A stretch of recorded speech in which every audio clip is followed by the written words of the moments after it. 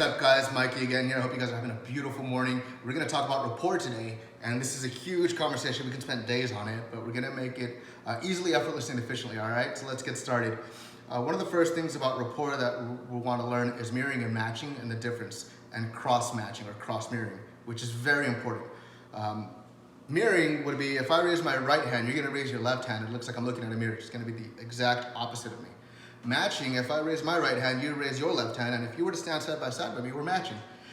Cross-matching and cross-mirroring is very important when dealing with different genders, like male to female interaction in business. I've had a couple questions, and I was curious too, but the point is, a woman was asking, well, what happens when a guy spreads his legs and goes into a power position, right? Like, and I'm wearing a skirt. I can't just spread my legs and sit in a power position and match him. And it's like, no, you're absolutely right. The other one is like, well, what happens if the patient, or I'm doing therapy or something, and the patient has, Down syndrome or has some sort of physical or psychological ailment, and it'd be rude to match them because that's just a condition. Yeah, you're absolutely right. So here's a quick story.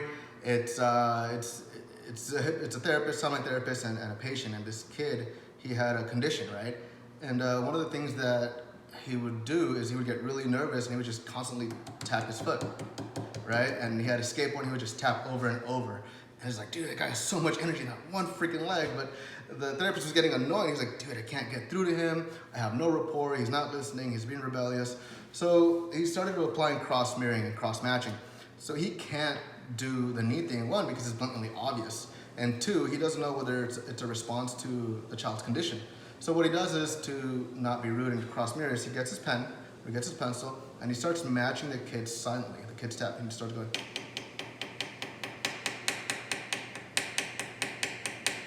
And slowly, as he's matching it, he gives it a couple of seconds. There's a couple things we can notice about rapport when you know you're in rapport. And when he realized he was in rapport, he started slowing the tapping down. Slowly but surely.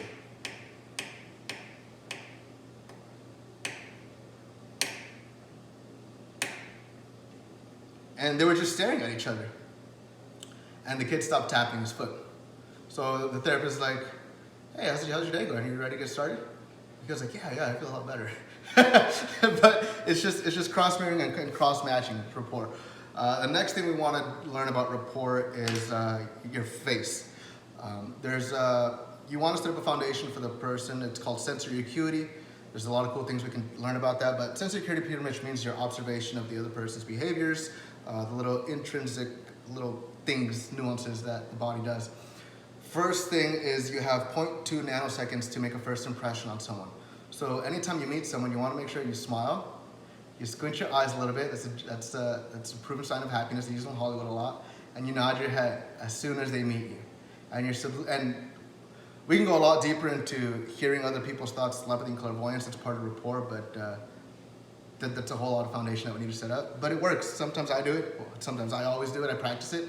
You can hear people's thoughts and you can see images if you learn this well enough. But you smile, you nod, and you're like, oh, he's gonna love me, or oh man, he's gonna sell his house, and you just think it. You just think it over and over and over. You say, hi, how are you? I'm Mike. And they're like, oh, hey, Mike, how's it going? And more often than not, but man, I really like this guy. I don't know why. And I'm just thinking, man, this guy's gonna be my best fucking friend. I'm gonna have a new best friend. This guy's gonna do business with me. And they're just like, I don't know what it is about you, but I feel like I know you. It's a huge, huge indicator of rapport. Like, man, I like you. Or, it's just, but you're transferring thoughts. And this is where ethics and character come into play, because you can use this in many different ways. Power just exacerbates your inner core personalities and values. So make sure to be ethical when you're doing this. Have a lot of character, good character. Well, there's no good or bad, but we're gonna get to that later. But point is, make sure you're doing the right thing for the other person. It's ecologically correct. It's ecological, that's the right word.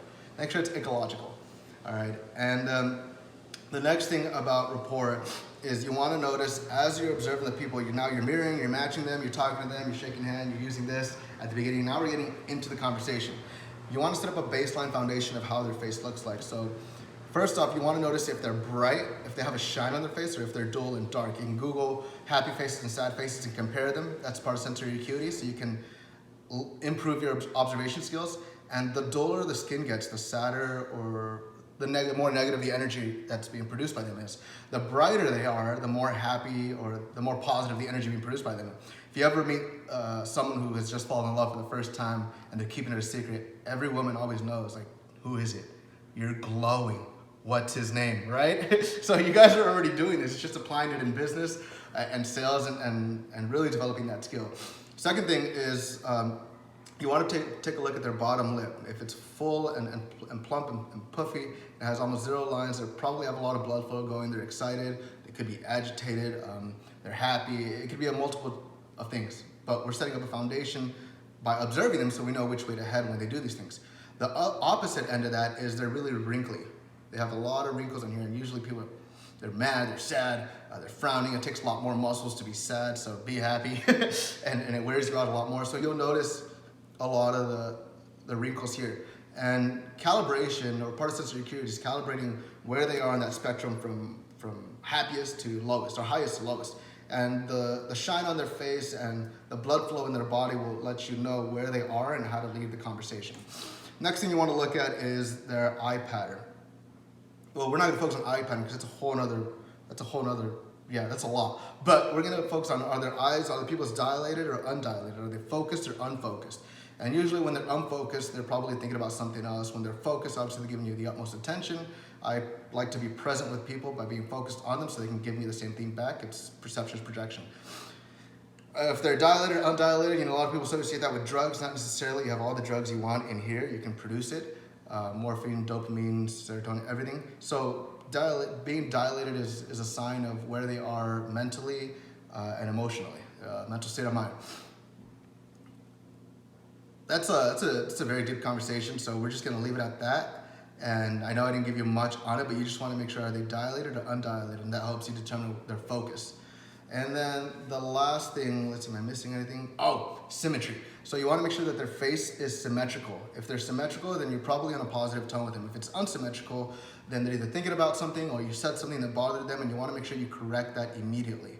All right, and let's see, what else? Yep, that's it. We're going to do another video on Rapport. I know I probably gave a lot. Some of you, or most of you, probably already know this. Well, everyone already knows. It's just a matter of applying it, all right, guys? So always speak happiness, always speak progress, always speak prosperity, and dare to live, guys. Make it a great day.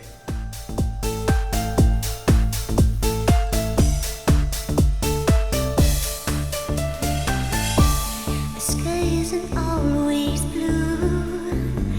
The sun doesn't always shine. It's alright to fall apart sometimes.